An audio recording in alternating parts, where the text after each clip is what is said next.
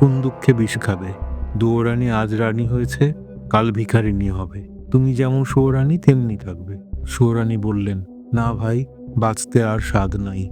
আজ বাদে কাল দুয়োরানীর ছেলে হবে, সে ছেলে রাজা হবে। লোকে বলবে, আহা, দুয়োরানী রত্নগর্ভা, রাজার মা হলো। আর দেখ না, পোড়ামুখী সুয়োরানী মহারাজার সুয়োরানী হলো, তবু রাজার কোলে দিতে ছেলে পেলে না। ছি ছি, অমন অভাগীর মুখ দেখে না, নাম করলে সারাদিন উপোস যায়।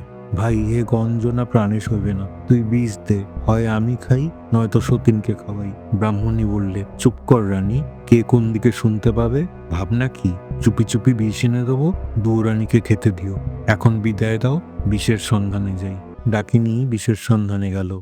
বনে বনে খুঁজে খুঁজে ভর সন্ধেবেলা ঝোপের আড়ালে ঘুমন্ত সাপকে মন্ত্রে বশ করে তার মুখ থেকে কালকুট বিষ এনে দিল। ছোট রানী সেই বিষে মুগের নাড়ু, ক্ষীরের ছাঁচ, মতিচুর মিঠাই গড়ালেন। একখানা থালা সাজিয়ে ডাকিনী ব্রাহ্মণীকে বললেন, ভাই এক কাজ কর, এই বিষের নাড়ু বড় রানীকে বেঁচে আয়।